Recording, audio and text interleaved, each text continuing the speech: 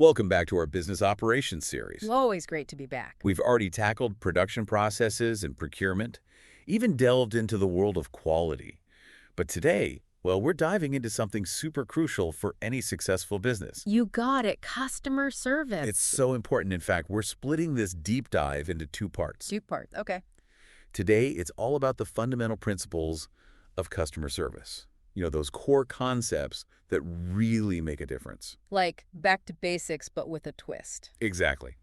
And then next time, we'll explore how technology is like revolutionizing customer service and transforming loyalty programs. Sounds like a plan. But for now, let's get back to the essentials. Essentials it is. So we have these two key stages of customer service, right? Pre-sales and post-sales. Like a customer journey. Yeah. I like that. Pre-sales is all about that first impression and building trust, guiding the customer towards a purchase. It's more than just a sales pitch, though, right? Absolutely. And post-sales. That's where the magic really happens. Nurturing that relationship, providing support, and hopefully turning a one-time buyer into a loyal advocate. Speaking of experiences, think back to a time you got amazing customer service. What made it stand out? What did that company do that left a positive impression? Yeah, hold on to that thought. We'll come back to it. Okay. Now, let's dive into what customers expect during each stage. All right, let's do it. Starting with pre-sales. What are those key elements that make a customer feel good about doing business with you, even before they've bought anything? I think it goes beyond just having friendly staff. Oh, yeah, definitely. Although that's a good starting point. Of course. Customers these days, they crave knowledge, expertise. They want to feel confident they're making the right choice. So it's about having knowledgeable staff who can guide them, especially for a big purchase. Exactly. Think about buying a car. Okay? You don't just want someone to hand you the keys. You want someone who understands the different models, can explain the features and benefits, someone who can help you find the perfect fit.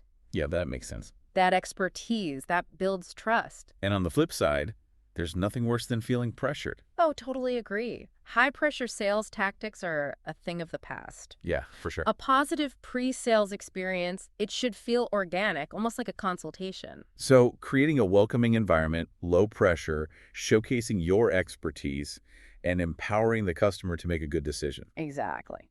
Now, let's shift gears to post-sales. What are some strategies for keeping that momentum going after the transaction is complete? This is where I think a lot of businesses kind of falter. Oh, interesting. They see the sale as the finish line, when really it's just the beginning. Ah, I see. The truth is, getting a new customer, it can cost way more than keeping an existing one. Wow, that's interesting. So how do you keep those customers engaged, coming back for more? It's about being proactive, not just reactive. Okay, I like that. Think about it. A simple thank you note, a follow-up email, or even a personalized offer based on what they bought. Yeah, those small gestures can make a big difference in loyalty, can't they? Huge. It shows you value their business, not just their money. You know, I remember when I bought a new laptop online, Yeah? the company sent me a personalized setup guide. Like, tips and tricks for my specific model. Oh, wow. Unexpected, but super helpful. That's going the extra mile. It made me feel valued as a customer. Now, let's be realistic. Sometimes things go wrong. Happens to the best of us.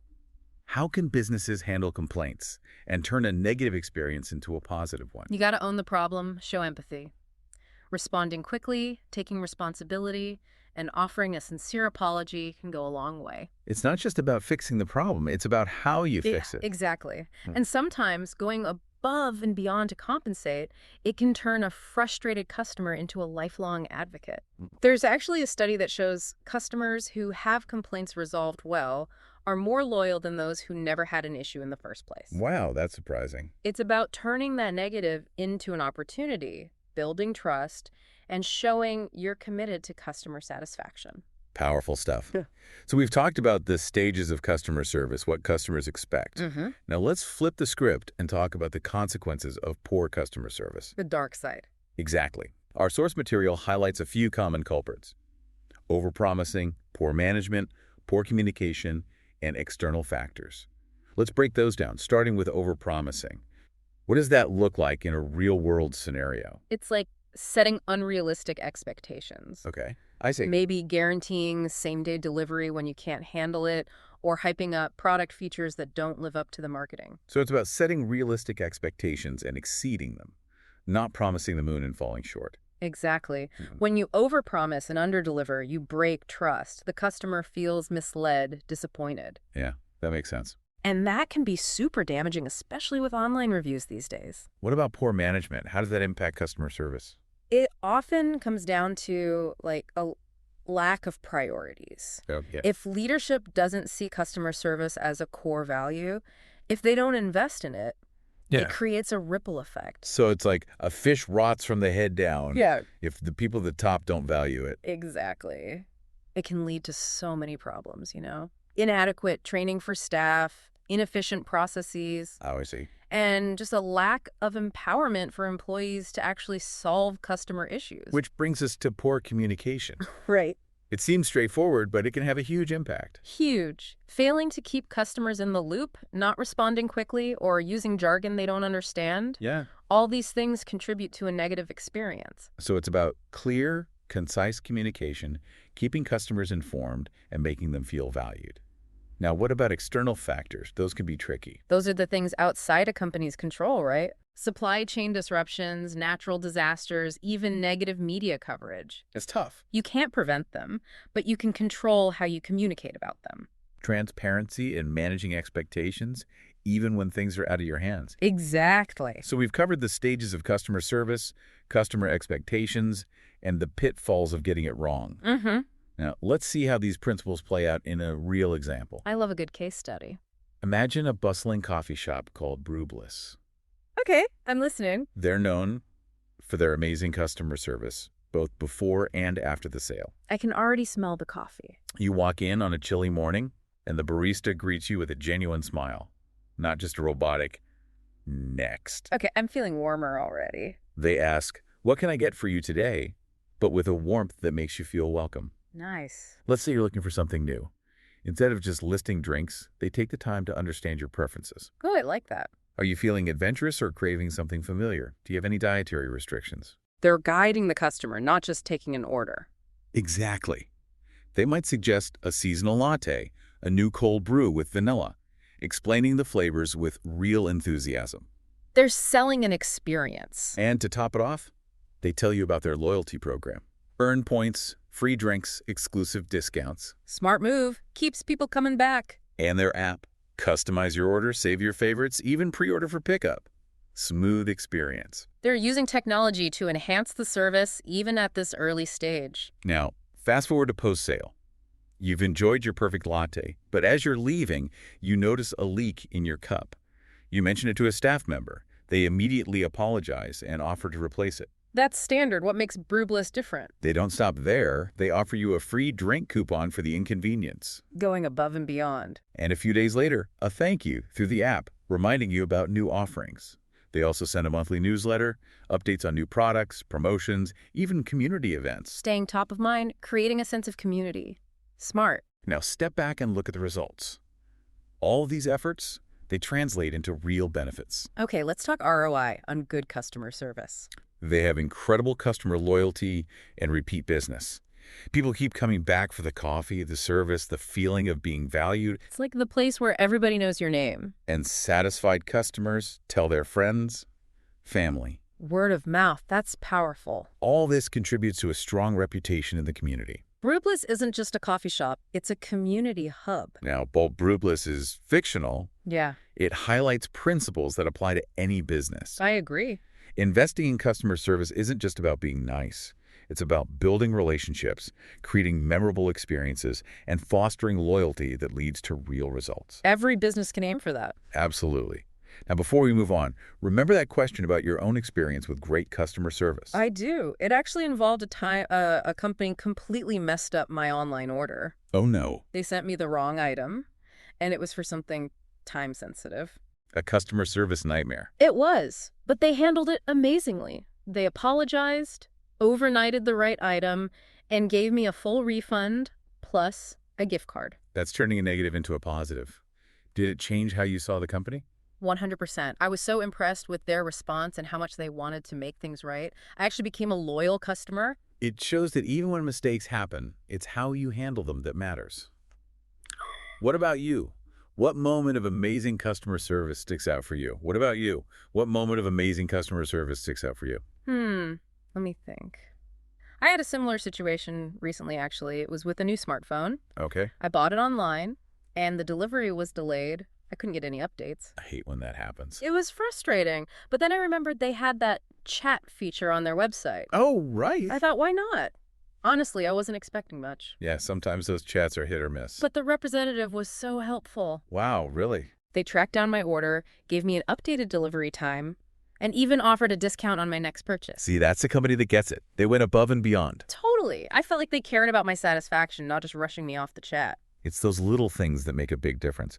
So zooming out a bit, what creates a customer-centric culture within a company? It starts at the top. Leadership. Yeah, leadership needs to be all in on the customer experience. Actions speak louder than words. Exactly. Empowering employees to make decisions that benefit the customer, even bending the rules sometimes. Interesting. Investing in training, giving employees the skills to provide great service. It's like creating a system where everyone, from the CEO to the front line, understands that the customer is king. Exactly. It's about empathy, seeing things from the customer's perspective. And that can lead to some amazing results. Oh, yeah. Loyalty that goes beyond repeat business, turning customers into advocates who recommend you. It's building a community around your brand. I like that. Now, going back to the cost of acquiring new customers versus keeping existing ones. A crucial point. In today's world, customer retention is more important than ever. So what are some strategies to increase that retention and build loyalty? Well, there are a lot. Of course. But let's focus on a few. First, consistent, high-quality service across every touch point. So every interaction, online, in person, over the phone, it all reinforces that positive feeling. Consistency is key. Then there's personalization. Customers want to be treated as individuals. Exactly. No more generic, valued customer messages. Yeah, that's personal. Use data, tailor your communication, cater to their needs. Make them feel seen. And don't forget surprise and delight. Exceed expectations, even in small ways. Like what? Give me an example. Let's say a customer mentions on social media they love a specific product. Okay. Surprise them with a small gift related to that product. I love that. Or give them early access to something new. It's about those wow moments. Making them feel special. It doesn't always have to be about tangible rewards, though. A handwritten thank you, a personalized email. Sometimes the simplest things are the best. It shows you genuinely appreciate them. Now, what about feedback? Oh, that's a good one. That's a great question, and it's something we'll dive into much deeper in our next deep dive. Next time, we'll be talking about how technology is transforming these programs. Can't wait. Give our listeners a little preview. What are some trends in loyalty programs that you're excited about? I'm really seeing a shift toward personalized rewards. Moving away from generic discounts and points. Exactly. Using data and technology to tailor programs to individual preferences. So it feels custom made. Like imagine a coffee shop loyalty program that gives rewards but also offers personalized recommendations. Based on their order history. Yes. Maybe a free pastry on their birthday or early access to new drinks. Personalization makes it more engaging. What else are you seeing? Integrating loyalty programs with social media and mobile apps. Meeting customers where they are. Exactly. And with mobile payments, digital wallets, it's all becoming more seamless. A smooth, rewarding experience. We're just scratching the surface here. We'll go deeper next time. But for now, what are some of your favorite loyalty programs? What makes them stand out to you? What are some of your favorite loyalty programs? What makes them stand out to you? One that comes to mind is the one from my local bookstore. Oh, tell me more. They have a tiered system. You earn points for every purchase. Okay. As you move up the tiers, you get better rewards. Like what? Free shipping, exclusive discounts, even invitations to special events. That's cool. Classic, but with some nice perks. They also send curated reading recommendations based on what you've bought before. Oh, that's smart. And they host author events just for loyalty program members. They really make you feel like part of a community. Exactly. It's not just about the rewards, it's that feeling of belonging. It's a deeper connection. So as we wrap up this part of our deep dive, I think it's important to remember that customer service and loyalty programs, it's not just about tactics. Right. It's about building real relationships, making customers feel valued.